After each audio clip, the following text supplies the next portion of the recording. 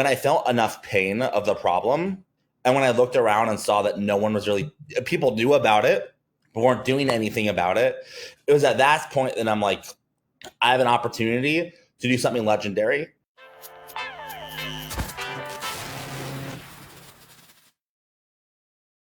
All right, everybody, welcome to the pod. Today we have Mat Sherman, a close friend of mine and close in proximity, my neighbor. He is the founder of Seedscout. Seedscout is a platform where you can network more intentionally for your startup, or to seek funding, or if you are an investor, you can much more quickly and efficiently connect with founders and help them raise money.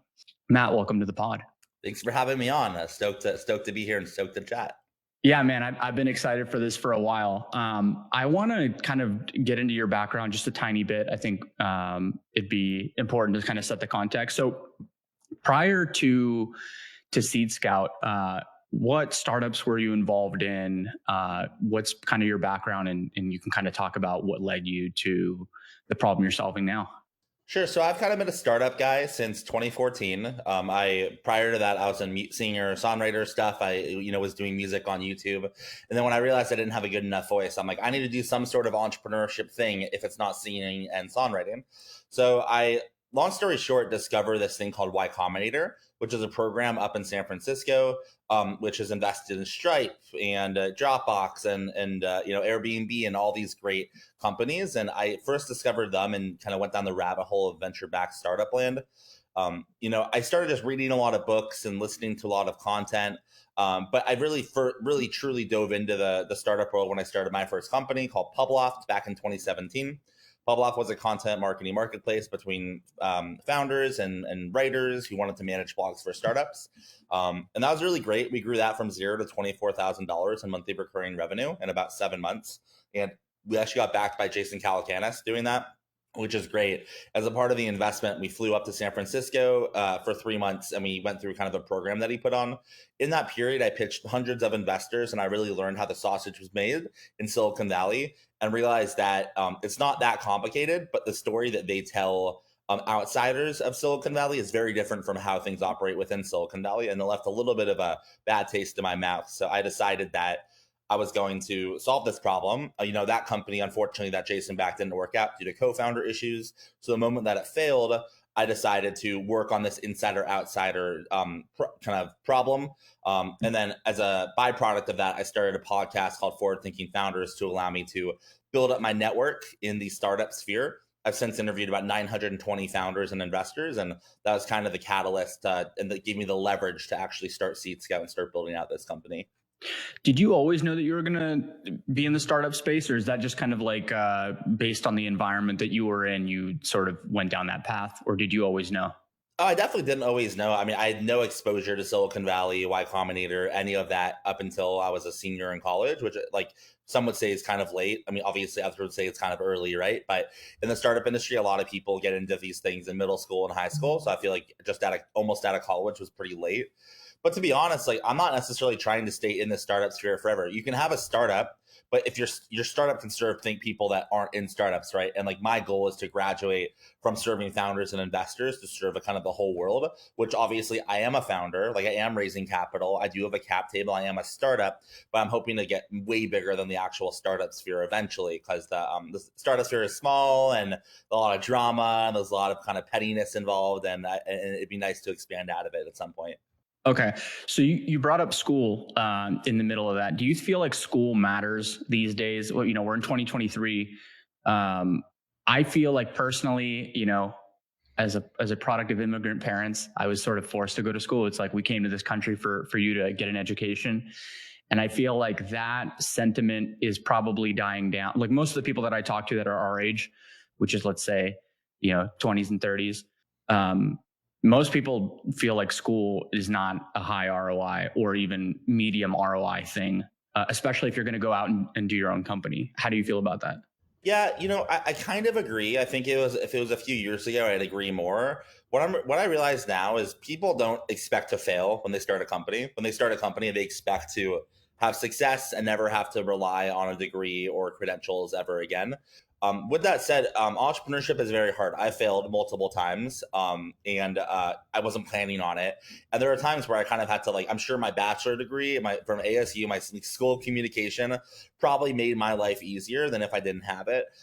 So did I learn that much in school? Nah. Did I meet that many interesting people in school? Kinda, but not really. Like, it was a school of communication. It wasn't business school. It wasn't a computer science school. But I think the value of education is, if your plan doesn't go as planned, having a backup plan, right, which you may require a degree, I think is important. So I guess you can use it. It's almost insurance. Get the degree if you want, just in case your business plans don't work out. And if they work out, that's fine. But obviously it takes 4 years of your life. There's an investment there, financially and time wise. So obviously there's things to weigh. Yeah. I think whatever you end up committing to, whether it's school or your first job out of college, like there's always a risk. It makes Absolutely. me think of Convoy. I don't know if you heard about what's happening to Convoy recently, but they're going down. They were like a $4 billion company. They're like Uber for freight. I actually applied right out of college to work for them, and they said you don't have enough team-based experience. So they said come back in 6 months. And it's like however many years later, they went from 4 billion to they don't have any more like freight scheduled. I just saw this article on Yahoo Finance. It makes me think, man, like, again, you're super involved in the startup space. Is it as risky to get a job at a startup as it is to just found one yourself? That's a good question. Well, it's framed around risk. Like, it's almost like people say, what's riskier, starting a startup or not starting a startup? Or starting a company or not starting a company? And yeah, I think if you're not taking any risk in your career, you are absolutely kind of capping the earning potential and learning potential that you have as a person, as a professional. Now, there's different levels of entrepreneurship. I would say starting a venture-backed startup is, I'm biased, obviously, it's my industry, but I do feel like it's like kind of like the major leagues of business. You have venture capital, there's LPs, there's really well-funded competitors. Like, it's really high stakes stuff. So I would say you can start with that, which is what I did. And it's been a hell of an 8 years for me. And I've learned a lot, and I think it's going to work out for me, but it's been very painful along the way. You can also do different levels of entrepreneurship. You can start a digital marketing agency. You can write a book, right? You can do courses. You can do things that are different levels of risk, and requires different levels of time. But yeah, if you're not doing things that aren't off the beaten path, that is risky. That is riskier than starting a startup or a business. That's riskier than going all in on a brand that could fail. Because if you're not taking any risk, you're not getting any reward. So what led you to finding Seedscout? You've taken all these risks at different startups. You've done your own. You've worked at some. I think you said at one point you were a scout for some VCs. I remember hearing about that. Yeah, I've scouted for various investors and firms. Absolutely. So you've been deep in the ecosystem. What led you? And I'm talking about like detailed, actionable steps. What led you to finding Seedscout? Sure. So it starts with a problem, and the problem that I wanted to solve when I started Seedscout, almost to the day 3 years ago. And the problem was that I found that insiders, that their dad or mom was a VC, they had an into Stripe or Waymo or whatever, were able to find more business success than outsiders, even if outsiders maybe had more skill, or more smarts. Generally, the insiders, people with the connections, always raised the capital and generally got the wins, and the outsiders were left out cold. And this is a problem that I care a lot about. The precedent for me is I've been rejected from Y Combinator 11 times. And the one time that I got an interview, the one time was the only time I had an introduction to YC when I was working for a Y Combinator company. So the fact that the only time I was able to get a face-to-face with anyone there is when I actually had a warm intro, really left a bad taste in my mouth. Now, am I saying that's the case for everybody? Absolutely not. I'm not technical. I have a technical co-founder. I work with someone that's technical, but because I'm not technical, it doesn't help, right? Being in Phoenix doesn't help. Being an Arizona State grad doesn't help, right? So I get it, but it doesn't make it right. It doesn't make it okay, right? The fact that insiders pick insiders over outsiders. So to solve this problem, I thought the solution was building a better filter. I thought, oh, well, the issue is that insiders just don't know how to evaluate outsiders. And if I built better filters and better tools to help insiders evaluate great outsiders, they would pick outsiders to invest in. So for about a year and a half, Seedscout was a filtering tool where we said, hey, like, are you in revenue? Great. We'll tell investors that. Are you in an accelerator? Great. We'll tell investors that. And I started to build this product where it's like, hey, investors, you can pay to get all these vetted investments or vetted founders, and you get better insight on these outsiders. This is going to be great. Like, we're going to level the playing field. And what I realized about a year and a half into the process, which is about a year and a half ago, is that venture capital does not care about investing in the best founders. Venture capital does not actually care about getting the highest returns. LPs care, but venture capital is largely a monkey see monkey do industry, where most VCs follow other VCs to maintain cool, to maintain status, to do what's necessary to raise the next fund. They actually don't care about taking a risk on an outsider, even if their revenue is blowing up, because it's not cool to the other people. There's not a familiar brand of the background, right? So and forgetting about brand, there's not even a thing that makes the outsider cool to the insiders. There's no trust built up. So once I had this realization, I realized it doesn't matter if you're the next Travis Kalanick based out of Phoenix or the next Steve Jobs based out of Kansas. These VCs would not know how to evaluate them. They can only evaluate based off of warm intros. They can only evaluate based on trust. They can only evaluate based on logos. So about a year and a half ago, I switched the model to be like, great, we're not building a better filter to help outsiders be evaluated by insiders. We're building a way for outsiders to become insiders, because that is how the world works. And like, this is kind of a long answer, but it's all necessary. Like the way the world works is it's built on trust, right? Like if a random person, wanted to meet you and you had no interest in meeting them, I wouldn't just introduce you, because that would reflect poorly on me. You'd be pissed off about it. Then that person would feel bad because they thought they had access to you, but they don't, right? The world is built within networks. So for so long, I was like, well, kill the warm intro. That's not fair. Lots of people are like, oh, warm intros, that's not how the world works, but that's how it works. And for a while I fought it, but now I'm like, great, if the world runs on warm intros, how do we get more of those for founders? So essentially, I started building products to help founders become more appealing to investors, to help founders, send messages that make sense for investors, instead of trying to disrupt the whole industry. Just help the outsiders play the game to actually get access to the VCs, and that's kind of where we are at now. With that said, the last thing here is there's something to say about the venture capital industry being rotten, and everyone's looking for the wrong things. And who am I to help outsiders join that system, right? If that system is rotten. And the truth is, I only have so much leverage. I only have so much power. And over the course of my 40-year career, however long I'm on in this profession, I definitely plan to do larger, more systemic things to the venture capital ecosystem. But to do that, you need money, you need power, you need influence. I don't have it. So I'm looking at myself in the mirror. I'm like, what am I able to do? What am I able to influence? And this is the path that I chose. And I think we're gonna find that it works out in the short term with Seedscout, and in the long term with venture capital reform, once I make some money and I'm able to deploy that towards venture capital kind of reform. That was a long answer, but there we go. What do you think is the lowest hanging fruit right now for you to spread that message, without, let's say, the quote unquote money and power? Spread the message of the change that you want. The change that I want in venture capital is all of the wrong. I literally mean this, and I'm not mincing my words. Like, I think every single person that is a VC right now became a VC in a way that isn't actually desirable for good returns for LPs.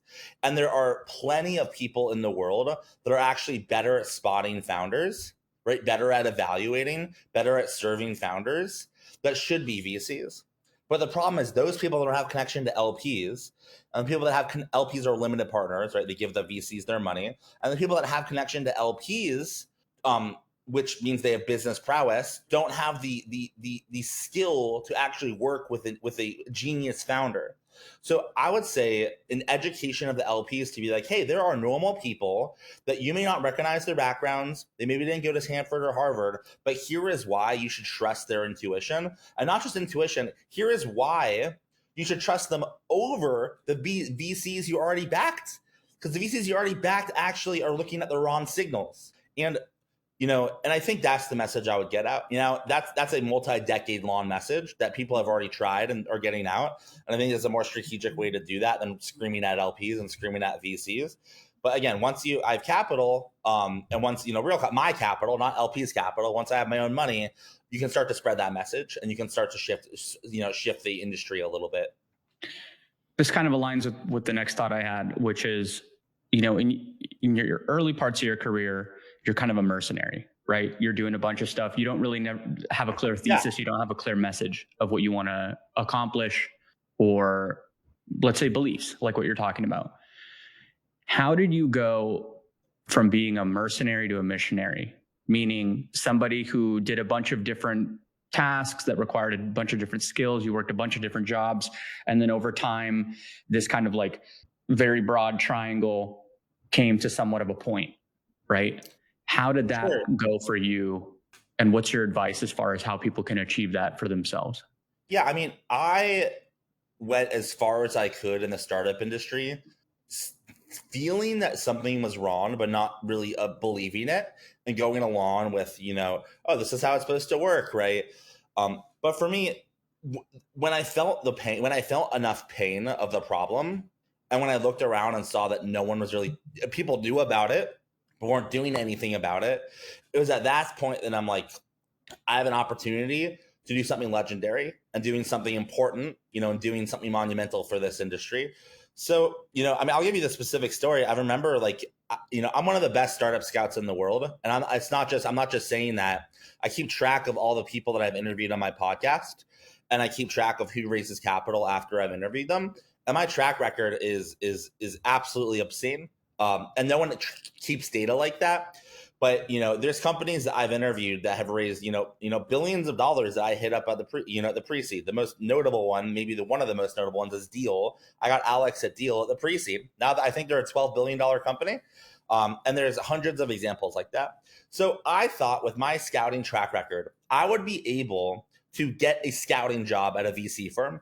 You think that, scouting jobs, like, I'm not asking for pay, maybe a little carry, maybe not even carry, just some recognition that I have a skill that could be valuable to Silicon Valley.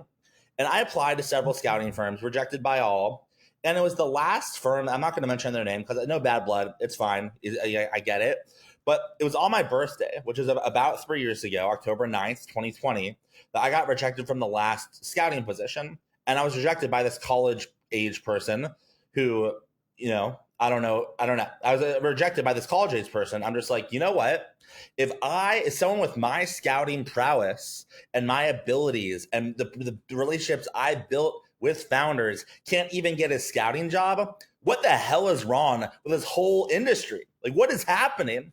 And I think at that point, I'm just like, something is so deeply rotten with this industry and no one is doing anything about it.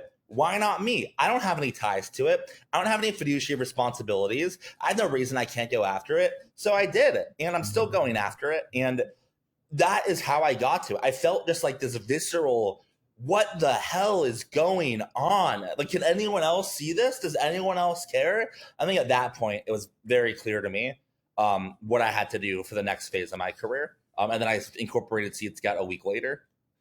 And to answer your second question, I mean, you have to feel the same thing. And like, by the way, you might not have as much conviction, but you need to match your conviction with your decisions or your action. What I mean by that is, if you feel super compelled, like in your veins, super compelled that this problem is something you have to solve and it's a big problem, great. Maybe you want to try to raise venture capital and go big.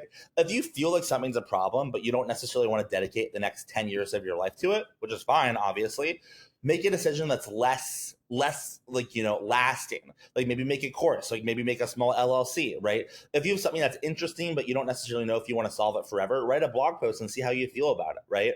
But as for me, I mean, I had an LLC at the time, but after that last scout rejection, I'm just like, something's gone off the rails, and it ran off the rails a long time ago, and someone's got to do something about it. And I decided it was just going to be me. How long have you been doing this? So I started my podcast, which is kind of the start of all of this, in 2019. So that's about 4.5 years ago, or it was early. Actually, yeah, 4 years ago. It was early 2019. I guess that's 5 years ago. And then, but I've kind of been in this industry, like kind of like in this realm since 2017. Ever since I started cold emailing investors for my last company, is when I started to get a taste of what this industry was like for an outsider. And by the way, if you're listening, I'm in Phoenix, Arizona. I'm born and raised. I've never lived anywhere else in my life. And although Phoenix is not far from SF, it couldn't be any farther, in the startup industry. I could tell you that. How much money do you think you've helped companies raise ballpark since 2017? Just to clear the air. I can tell you for a fact, so there's two answers. Directly, like I know I've directly facilitated at least $4.5 million of capital, at least. And when I say directly, that means I made an intro and that investor invested. With that said, indirect, which is what everyone else counts, which is like, oh, like I invested in this founder and they've raised $20 million. Indirect, the number is probably closer to $20 to $25 million, if not more, because I know the connections my connections who've made intros to the founders, and those connections that made more intros. And I would say, the Seedscout eco and the Mat ecosystem has had a lot of impact. Ironically, all that value has been created, but I don't even want to, it's just ironic. You can create all this value for an industry, but the industry doesn't necessarily value the value creator, or they don't value it's hard to explain, but we've only been able to raise about 400 grand, which is fine. I'm grateful. We've built a lot with the 400 grand, but it's just funny of the companies that we're involved with, that we helped with. We've really helped them raise so much money, but it's been challenging for a disruptor to raise money. And there's something to chew on there, in my opinion. Let's be clear. Most of that money of, let's say the indirect 25 million is seed and pre-seed, right? This is all seed and pre-seed. Yeah. So that's actually 25 million. Is actually an insane amount of money for seed and pre-seed, because the check size on those is typically small anyway. So if you divide that up to, however many companies you helped, that's a ridiculous amount. 25 million seed pre-seed is probably equivalent to what, like 200 million Series A, in terms of like the size, right? Yeah, proportionately. And the thing is that a lot of those companies are still going, right? Some might be unicorns, right? And like I have equity in some, and that'll be great, if that works out. So some of them I don't have equity in, but it's just like, at the end of the day, it's not about the money. It's about proving a point. It's about looking at the industry in the eye and say, you've been doing this for this long, and I'm here to tell you that this isn't right. And you may turn a blind eye, but have competition, right? You have someone that is stubborn enough to actually try to solve these problems. And that person's me. And I think I've pissed off a lot of people, but I've turned more people into allies than into enemies. And I think that's what actually having conviction and being a missionary actually allows you to do. It's turning, neutrals into allies. I think the point we've learned here is, if you want to raise money, hit up Matt. Yeah. I'll have one point on that. Like, I'm in Phoenix, right? As I said, and a lot of people here, are getting advice from people that I would say aren't as either experienced or successful as me in the realm of raising from Silicon Valley based investors. And I beg local founders to talk to me. And I don't like to give advice and to like make intros. If you're a local founder, like I don't charge, there's no consulting. It's just like, please let me help you. 'Cause there's so much bad advice going around. And I'm like, I'm just doing my best, man. That's all I can do. What would you say is the fastest way or best way to raise money right now in 2023? What's the low hanging fruit there for somebody who's listening? It depends on where you're at. If you have no investor relationships, you're starting from complete scratch. You have a long ways to go. Doesn't matter what you've built. Doesn't matter. It doesn't matter your traction. The reason I say that is there is a game of Silicon Valley that you have to understand. It's not a bad game. Every industry has a game. There's a way that people talk, a way that people think, and you need to it takes years, months, maybe years to understand what that game is. How should you price your company? How do you close a lead? Do you even need a lead for a safe? Should you a safe or a note, right? How much, what's your dilution ideally for this next round, right? There's all these things that everyone has a different opinion on, but there is a consensus in the Valley. It's just a lot of people feel like it feels so distant, so they just take local advice. So I would say, so to answer your question, start building relationships with investors, right? That's it. And the investors that cut checks, and in my view, investors that are in Silicon Valley or rub shoulders with people in Silicon Valley, keep building your company, but you have to understand your company's traction has nothing to do with your pre-seed fundraise. It just doesn't, right? It actually probably hurts you. So keep building your company, but detach that from your ability to raise pre-seed. And then if you just want to skip the pre-seed and raise seed, that's great. But you have to be up to snuff. You have to understand what's necessary to raise $2-3 million. And it's not just having the ambition. You need a lot more than that. So that's what I would say. Build up relationships with investors, talk to people like me, and really understand what it takes to get it done, and don't just have blind optimism, because that's gonna screw you over, even if you raise the money, because you'll raise it from the wrong person. What about building a community and putting the word out? Because I think you've done a really good job on that. Your LinkedIn's pretty fire. What do you think about that? Because I think I'll just finish here. Yeah. I think a lot of founders or just entrepreneurs in general, they kind of keep their mouth shut about what's going on. And I'm not for the whole build in public thing where you're like, this month we're at this much MRR. That's kind of like a, measuring contest. But I think just in general, updating people online about what's going on in your company or what your thoughts are a great way to attract and also disqualify the people that you don't want in your life, let's say. But it's also a good way to attract that, the people that might be interested in what you have going on. And it might be one of those small updates that you put out there, or small thoughts that you put out there, that somebody gets hooked on that. And then next thing you know, they're in your DMs or in mail, and boom, you might raise funding, or you might at least make a new friend. I think that's right. I think that I can attribute a good chunk of our $400,000 that we've raised to these activities, putting stuff online. People follow, sometimes they DM, hey, I like what you're up to, etc. And it's also good for customers too. So I definitely endorse that. I can't speak from experience if it works for seed, because the issue with that is a lot of seed investors like novelty. They like something they a conversation, and it's new and it's fresh, etc. And I'm the opposite of new. People see me in their feeds every day. So I think it may not be good for maximizing the amount of capital you raise. But what am I trying to do? Maximizing the amount of capital I raise, or maximizing the impact of my company and and the impact we have on our customers? It's the latter. And I'm not here trying to enter a capital raising competition. And we're profitable right now, so I think I'm able to do that. But if you are trying to raise a seed or an A, that I haven't seen that work yet, but it doesn't mean it won't work. I just don't have that data yet. What's been the lowest hanging fruit for acquiring customers for you? Just posting on social media. Just posting on social media, because you have a marketplace of people, right? So you have what some might call a chicken and the egg problem, right? So you have to have investors on one side, you can call them the Bs, and then on the A side you have the founders, right, that are looking to connect, and vice versa. They're looking to connect with each other, right? A's are trying to find B's, B's are trying to find A's. And sometimes A's are trying to find A's and B's are trying to find B's. Founders can also connect to founders, investors to investors for various reasons too. Good point. So you'd say that posting content, posting on social media, building up that community, building up that following, spreading that message has been the lowest hanging fruit for you? Yeah, I don't have look, we took a big bet last year for a marketing asset. And that led to, some customers, which is great. But for the last year and a half or so, maybe last year, we haven't had a marketing budget. So all we've had is our newsletter and our podcast and our social media channels. And even 2 minutes into this podcast, we got a customer. I don't know who it is, right? I've never met them before, but they signed up and paid $250 a month. And I'm going to take a guess that they found us on social media. Because we're out there and we're authentic and we're keeping it real, and people like that, especially in the startup industry when that's kind of hard to find. If you get a customer in the middle of the podcast, you get a t-shirt.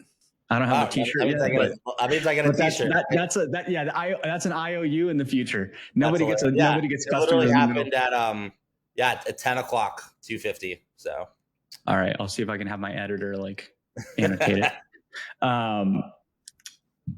Man, that's wild. So what platforms would you say, again, going down this lowest hanging fruit, path, going down the actionable path, what platforms would you say are the best ones if you are in this space, not necessarily like doing what Seedscout's doing, but like you're a service or your service provider, you have a product, like would you be posting on X, Twitter? Would you be posting on LinkedIn? Like both? Do you care about Facebook? Do you care about Instagram? What's your favorite platforms? I mean, it depends on your customer, right? I mean, tech VCs spend time on Twitter. Everyone spends time on LinkedIn. So if you have a business oriented thing, LinkedIn is table stakes. X is like, I don't know. I could honestly live without X. We get more traffic from LinkedIn, and X does a lot more drama. It sucks you in than LinkedIn, at least in my opinion. But if you're serving VCs, you're serving founders, X is important. And yeah, if you have any product where there's visuals, that you have pictures. I mean, I don't do Instagram, but Instagram's probably great for that. And then, yeah, if you have like a consumer product, you're going to want to be on TikTok or like YouTube Shorts.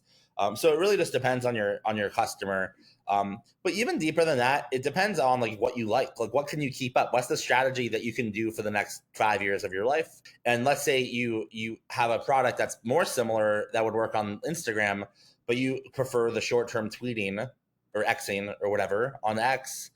Then just X, because like you'd rather have something consistent for 5 years than something up and down for 1 year that doesn't lead to anything. I think, another point might be that, some of these platforms have a lot of noise, right? You might be posting for tech or startups or business in general, right? But there's like politics on there and other things. I recently saw who I met through you, actually, Howard Lindzon of Social Leverage and StockTwits and all that. He is taking a break from X, and he's going pretty much all in on LinkedIn for some of the recent stuff that's happened on there, which makes sense. A lot of noise. A lot of noise. Talk more about your pod, because I feel like, have you heard of Danny Miranda? Yeah, I follow him on Twitter. Okay, he's one of my dream guests, and maybe I'll like make a post on X and say, hey, will you come on the 100th episode if I make it that far, which I will.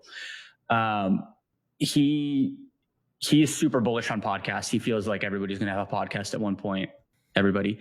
But talk about how the pod has changed your life and the trajectory of your network and how you network in general. Like, what's the pod done for you?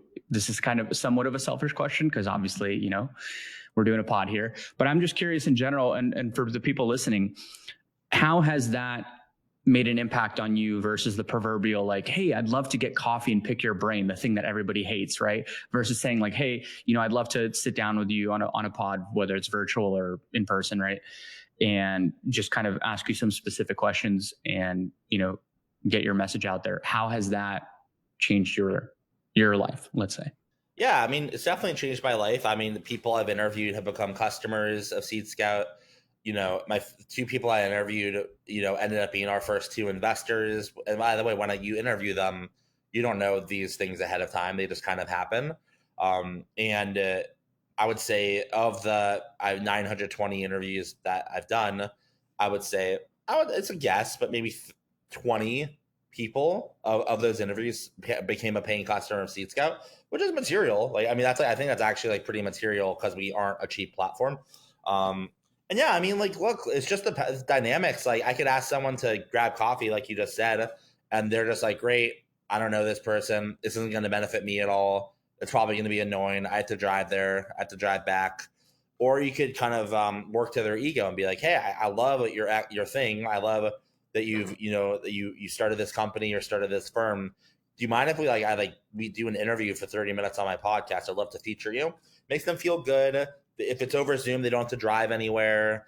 They can use that as an asset for their firm. It just like changes everything. And there was a world where I was going to start a startup around this idea of like a consumer platform where like everyone has a podcast, but like in a way that I don't think's been done. And I feel like I might start it in the future because I think it's a good idea. And the reason I think it's a good idea is because podcasting, I agree with Danny, is a massive platform and really under leveraged and underutilized, not for views, but for relationship building. Screw the views, right? And, it's all about who you interview, and it's all about your connection with them, in my opinion, because that's the value of the podcast. And, all the value I've gotten has not been from the views that I've gotten from it. It's been the people that I've interviewed and what's come of that. What business ideas do you have that you don't have time to do, but you wouldn't mind putting out there? I had a lot. These days, I'm really locked in. I'm like really locked into Seedscout. So I'm not even thinking like all the business ideas that I have. I'm like, does it make sense to blend them into Seedscout? If not, trash, and I forget about them. But what I would say is, I'll even just share the podcast idea. Like a lot, like building a platform where you can start a podcast, it's just like any other hosting platform, but there's no analytics, and a personal CRM is built inside of it. So you can actually keep track of the people who you interview, and like maybe there's an email list or something like that. I think that's gold. And I don't know if anyone's gonna do it, because like where's the money in that? Like I don't know where the money is, but I've always thought that's an interesting idea of like, how do you build a social network of podcasters? Even just saying that, it makes me cringe, but like it would be a cool thing if it was executed correctly. And then I would love to. I'm obsessed with suites and like premium experiences. I would love for someone to build like a club, or not? A club in the cloud where you need to get access to, like, you can only, it's in a suite, right? It's in a suite, in an arena, in a stadium. To go, you got to pay $5,000 or something, and it's just like in a bougie suite, but like you don't own the location, you don't manage the staff, you don't do the food, you don't do the entertainment, you just pay for it. And obviously that's the problem, right? You have to pay for it. But I think that's a fun idea too. But you asked me 3 years ago, I'd have a lot more, but I'm very locked in. I really think Seedscout, I really think it could be a $1 billion company. I'm not even billion. I think it could be $100 billion company. No one, everyone's talking about it, but not Seedscout, but everyone's talking about the problem, but no one's talking about solutions. And we've been building solutions for 3 years. So I'm really locked into it. I really think it could be a really monumental company if done correctly. Where do you think people's attention should be right now? I mean, where I know it's subjective, but every things that people aren't paying attention to. Like, I think I'm not gonna lie, like AI is gonna be super valuable, 100%.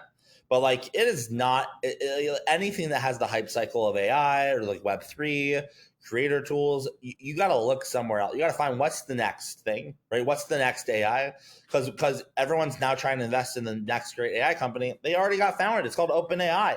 It's called Anthropic. Like it's done. Like those are the value creators. Like it's game over. So what's the next? Things that I think are kind of interesting. I think nuclear is going to have its moment. Like I think all things like hard tech, I kind of like I see this movement of like very pro America like companies that are building like defense tech for the country, and that's not political. It's just like it's defense tech, right? We need defense tech. Shout out Palmer Luckey. Yeah, exactly, 100%. But even companies that are way earlier than Anduril, like I think that's like really important. I think Palmer is definitely a leader here. And yeah, like I'm biased, but I think people should be talking about or thinking about the access economy. Like, if this is the biggest problem in the world, no one talks about it. It's hilarious to me. But figuring out how do you correctly, sort through billions of people in the world so they get relevant connections, I think is a big problem. And this is what I'm thinking about all the time. But it seems for some reason it's not sexy enough for it to be a trend. And I'm okay with that, because if I can work without that many competitors, like that's fine with me. This is kind of a random idea, but you hear about these symbiotic economies, right? Where it's not always an exchange of funds; it's an exchange of goods or services, right? Yeah. I wonder, and this is like just a random idea, if you can exchange, like you can have all this skill, you could have a list of all the skills that you have and all the value that you could provide. Like I could, for example, hypothetically, I could write a blog for you. I can help you make content. I can help you do this, do that, Facebook ads, whatever. And I'll trade you that for an intro to this person. Yeah. Well, so that would work. You need to edit it slightly. You need to edit it to an intro request. Because you can't unless that other person opts into it, like, just, oh, I'll talk to anyone you want to introduce me to. That like just that doesn't go with like the laws of social capital. But if you change it to to intro request, yes, and we actually have a lot of thoughts on this. We have a ton of poker chips that each of the chips have like, this is worth a tenth of a request. This is worth 1 inch of request. This is worth 5 inch of request. And we play poker. Like, I mean, I haven't done this in a while, but like people buy in I for still have mine. $100. Yeah, 100%. We people buy in, and then they play poker, and then at the end they cash in. They don't get cash; they get credits on Seedscout. And I think there's a whole thing you can do with that. And that's definitely in the pipeline. I mean, it all depends on. It's a question for me is like, there's a lot of things we'd like to do. We just don't have the capital, and we're not going to die without capital. But like, you need a brave investor to take a bet on a really random team working on something seemingly random, but actually makes a lot of sense. And I'm not necessarily in a rush because I don't want to rush finding the right person. But yeah, we're definitely looking for the right person that believes in what we're doing and is ready to back it, because we have a lot of great ideas. Yeah, I think this isn't meant to be like a cynical view, but like I think generally people are kind of self-serving. So if you can kind of serve their interest in exchange for whatever the thing you want is, I think that's totally fair. Like, sure, I'll write you a blog if you can hook me up with this person. Well, but like, the thing is though, like, who can say that though, right? Like, if you're like, you'll write me a blog and I'll hook you up with, Dave Goldblatt, one of our first investors. Like, what if Dave doesn't want to talk to you? Like play it through, right? Like, what if? Great, I'll make an intro. Then Dave is talking to you as in favor to me, but it's not like actual access. It's like fake access. I'm like a nerd with this. I'm thinking about this so much. No, I see, that makes sense, because you'd I mean? actually be shooting yourself in the foot, because maybe you're going to introduce them to somebody that doesn't make sense for them to meet. Well, you're shooting yourself with this. So imagine you write this blog post. It's a great post. I'm like, great, this is amazing. I'm going to intro you to Dave Goldblatt now. But if Dave doesn't want to talk to you, you're also burning an intro to him, because you're not letting him discover you under his own volition and make him excited about wanting to meet you. So then you're burning that intro with him. I'm burning some cred with Dave, because he's like, why are you introducing me to this person? And Dave is pissed because he's just wasting some time. And this is why Seedscout doesn't do intros. We do intro requests. And then if he does a double opt-in, then we'll make the introduction. And we were talking about this before we started recording. Some founders are like, oh, it's just another way to investors to hide behind the wall. I'm just like, yeah, everyone has a wall. We all have 24 hours, and we want to allocate it. We want to allocate the awake hours properly. That's called access. Yeah. I'm literally I'm like the biggest access nerd in the whole face of the planet. I think about this shit so much, man. It's like honestly unhealthy. Well, I think that it's an important topic to think about, like just in general, like why people talk to each other, why they meet, not even just the access economy part, but just the psychology of it all, right? And it makes me think, like, what are some of the things that people should be thinking about that they aren't, or what are some maybe you could phrase it differently, like what are some questions that people should be asking themselves but aren't? What do you think? Yeah, well, I think within that, the scope of the question, I think a really important question to ask for every person with themselves is, how can they take a new person they meet and turn that into 5 new people? And I'm actually very bad at this, but the idea is they call this like the social amoeba. There might be a different word, but like if you were able to meet someone new and make such a good impression and work them so well that you can turn that one introduction to 5 intros from that person, then you meet 5 more relevant people, and then take those 5 people and turn each 5 into 5 more, which is 25. That is superpower status. And you think it's easy, but like I haven't been able to do that. Like I'm a pretty competent, and like, I haven't been able to crack this. So I think that's one thing. Then the second thing too is like the other question I would ask myself, or everyone should ask themselves, is if you're trying to get access to someone, is the way you're trying to get access to them the right way? Is cold emailing the right way, right? Or can you get a warm intro? Can't get a warm intro, can you earn access another way? Because if you reach out to someone via like a cold email, which I do, you do, we all do, it's like that's just part of life. But they kind of bucket you and like, oh yeah, that's the guy that had to cold email me to get to me. Like that, they're over here. Oh, that's the guy that like came from a referral from my buddy who I did business with. I want to meet that person. I think another thing too is like the way you get to someone matters, and it took me a long time to figure that out. I'm still need to figure it out. Like I don't even take my own advice with that. Sometimes it's very hard. It's very easy to send a cold email, but it oftentimes is other paths that are better. What's your advice for young people? This is going to be a kind of staple question on the pod. Kind of, what's your advice for young people / what do you want people to take away from this episode? Sure. I mean, no one really knows what they're talking about in the world. When it comes to their discipline, most, not all, but most just have gone within the guardrails of what society allows them to do, but that has disabled them to think creatively and independently about why they're doing what they do. So if you're able to think for yourself, come to interesting conclusions that are not normal to the public eye, hold that very closely to yourself, and hold that closely and don't let it go, because oftentimes kids and young adults and young people, they come up with new realizations, and they get beaten out. It gets beaten out by them, by the public, right? They're like, oh, that's not how it works. Oh no, go to Wall Street, do this, and they lose that spark. But that spark is everything, right? And that spark is that independent thinking. It's that thinking for yourself. So the biggest thing for me is just like, don't lose the spark. I'm 30.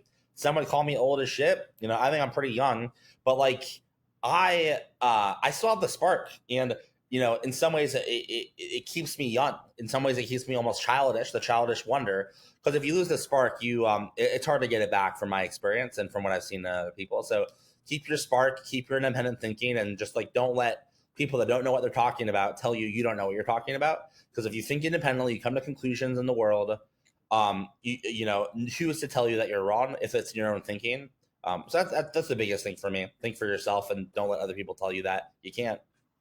I don't think if you didn't have the friends and the network that you're surrounding yourself with now, you'd be saying that. I think that a big part of that is the people that you hang with. And I'm saying that respectfully. I'm not saying that like totally. That's like it's not even a dig. Of course. From my perspective, at a fundamental, just as a base level, the people, they say like, you are whoever the 5 friends that you have, right? You're a combination of that. Okay. It's not even just about friends. It's about what goes in your ear and sticks in your brain. Yep. Right. I think that's a huge part of it. And I want to ask just one more follow-up question. I think the lowest hanging fruit, in my opinion, maybe you'll agree with this, for people to not just have that spark, but maintain that spark and have people that, drag them forward in life, literally, versus, you have people that hold you back and you have people that drag you forward just by virtue of proximity, just by being around them. What can people do for, the young people, the not young people, whatever, anybody who's listening to this pod, what can they do in just the simplest thing they can do, or the places they can hang out, or the people they can, like the places to look for these people that will drag you forward in life? Where would you go if you didn't have the network that you have now? If you didn't have the friends that you have now, where would you be hanging out to not only get that spark, but also be inspired to just move forward in life and just do cool stuff? Yeah. I mean, it's kind of a sad answer, but I'd move to San Francisco. I would go to a city that has a lot of people that think like me. With that said, there's a lot of people that are full of it there. Most people are, but I have, through my scouting abilities and my career, met some really great like-minded people that live in SF. And yeah, I would go to SF. I would say Phoenix more. I don't think Phoenix drags me forward or back. It's just kind of like it's not the best place in my opinion. It's like it's hard to be a founder in Phoenix. It just is. It's not the same as some of these other hubs. So if I had a choice, I would just move to a hub, because I would be dragged forward every day, at least in my opinion. Do you think that people can get some of that magic from not just being like living in that city for whatever reason? Maybe they have family. Is it, can you get 80% of that experience from talking to people online? You can get a chunk from talking to people online. I mean, you look at me, like, I built a huge community of people that aren't in Phoenix that are online. I think going back to the access thing, I think I have the knowledge, right? And I think I have the skills as these people. But at the end of the day, I don't have the access, right? I don't have the trust. You don't have the trust. And I mean, I don't know. We're not really talking about Phoenix right now, but it's like, if you're in a city where you feel like people don't really get you, or you haven't found your people, and your people in another city, like, connecting with those people online is helpful, but it's definitely there's definitely a gap. And at this point, I've kind of accepted, myself. I've accepted Phoenix for what it is, and myself in the ecosystem and my place in it. But again, I think the best thing you can do is to move to a hub. And by the way, I would disagree with that 3 years ago. 3 years ago, I'm just like, oh no, it's all about online. This is the middle of COVID. It's all about being connect with online. But look, it's been 3 years since then. I'm a self-observant person, and I think I don't know if I'd be farther along. Maybe I would be, maybe I wouldn't be, but I think I'd be more fulfilled if I was more surrounded by people that thought more like me. And I haven't found it in Phoenix, unfortunately. I think the in-person thing, to that extent, is hard to replace. Yeah, but especially you can totally replace like the knowledge and the inspiration. Like I think online covers a lot. We're doing it right now. Yeah, exactly. I think online covers a lot. It definitely doesn't cover it all. Like it's not even close. I would say it's like 60%. I would say online can get you 60% of the way there, maybe 70, but 30% is a big chunk. At least for my view. Yeah, make friends, people. Ask for stuff. Try to find like-minded. That's super. By the way, like there are people in Phoenix that are like, am I saying that there's not a single soul in Phoenix that is not like my? No, absolutely not. There's plenty of like-minded people in Phoenix, but like you also want to be like a part of something like bigger than yourself. And like I think all these people would agree, and we're trying to make Phoenix the spot. So I could move to SF and do that thing, but instead we're trying to make Phoenix great for the next generation of founders, and maybe the next Mat Sherman will be like, oh yeah, I'm in Phoenix because like all the great people are here. I'm like, great, I did my job, or at least I helped. I contributed to the outcome. I think you're 100% right, because there is no opportunity. I mean, there's opportunity for change in SF, but there's no opportunity to somewhat start from scratch. Mm-hmm. It's not from scratch, but you know what I mean? Here you can make a massive 100%. Change. Yeah. And look, the thing is, you need to recognize that requires sacrifice. And for me, like there's things I'm sure I can say pretty confidently that if I was in a hub, we would have raised more capital than we had now. With that said, if I was in a hub, I feel like I may have been influenced to build something else. So is that progress? No, it's just trade-offs, right? So I'm making the trade-off of living in a less than desirable startup hub, where it's like, very low on the totem pole, with the opportunity to change everything. Imagine being, building a great startup and changing your city to make it into a massive startup hub. That is fulfilling. And the last thing I'll say on this is that, like, is a happy life a good life? I put this tweet out a couple of days ago. I don't think so. But I think it's contributing. But I think there's more to life than happiness. There is meaning. There's meaningful. Like, are you creating meaning? Are you getting fulfillment? And I kind of see my place in the Phoenix in that category. Am I happy? It's fun. It's fun sometimes. But like it's something different. It's something bigger than happiness, in my view. It's another M word that not a lot of people talk about that I think has a lot of weight: momentum. I think when you have that feeling of a wave underneath you, even if it's a little one, just a current, not even a wave, man, that is a high unlike any other high, where you feel like you're on a roll, right? Totally. Look, I think Phoenix is of all the spots, like you could have picked Kentucky, right? No offense to Kentucky, probably not the number one spot, right, to start. So this is one of the top places that people will move to. I think it's still a top place that people are moving to. AZ is great if you're an internet marketer. You're like in internet marketer. This is the greatest place on earth. Here in San Diego, you are in the Mecca. For startups, I think you're right. There's a ways to go. There's a lot of money here. I think redirecting that money away from some of the traditional avenues that people are investing would be a start. And you know what? You can do that through spreading the message that you are currently doing. Dude, that's the plan.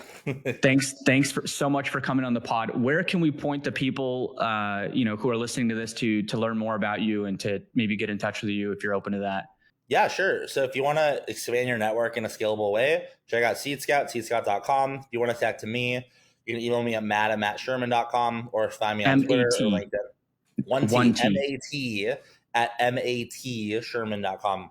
Yeah, find me on Twitter and LinkedIn. I'm very aggressive on Twitter. You'll find my full personality on that. So if you find me on Twitter, enjoy enjoy the show for better or for worse. But yeah, connect, say hi. I'm a friendly person, and always happy to chat startups. Dude, thank you so much for coming on the pod. It's been an honor.